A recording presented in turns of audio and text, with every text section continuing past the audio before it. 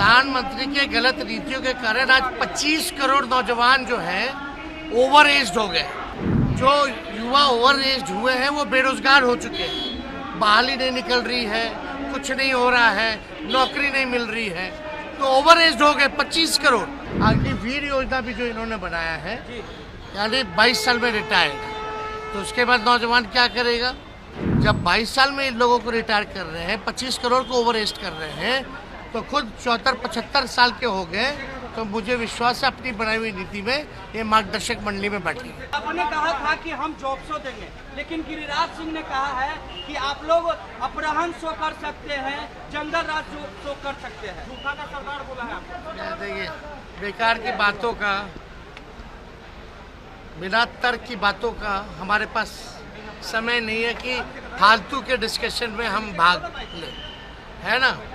कोई गंभीरता है नहीं, कुछ भी मुंह में आया बोल देना है ना?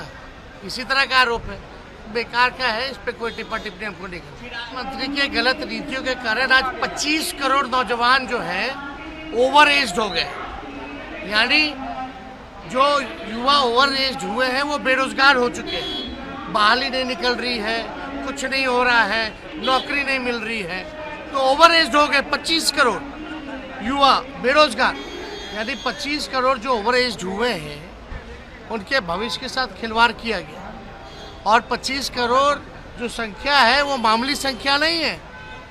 और प्रधानमंत्री जी ने खुद नीति बनाई थी कि 75 साल के बाद जो है मार्गदर्शक मंडली में लोग जाएंगे, तो हमको विश्वास है कि अपने बनाए हुए नीति में प्रधानमंत्री मार्गदर्शक मंडली में जाए, है ना? और दूसरी बात, अग्निवीर योजना भी जो इन्होंने बनाया है, यानी 22 साल में रिटायर्ड, तो उसके बाद नौजवान क्या करेगा? तो इसलिए ये गंभीर मसला है। और जब 22 साल में इन लोगों को रिटायर कर रहे हैं, 25 करोड़ को ओवर एज कर रहे हैं, तो खुद 74-75 साल के हो गए, तो मुझे विश्वास है अपनी बनाई हुई नीति में ये मार्गदर्शक मंडली में बैठे।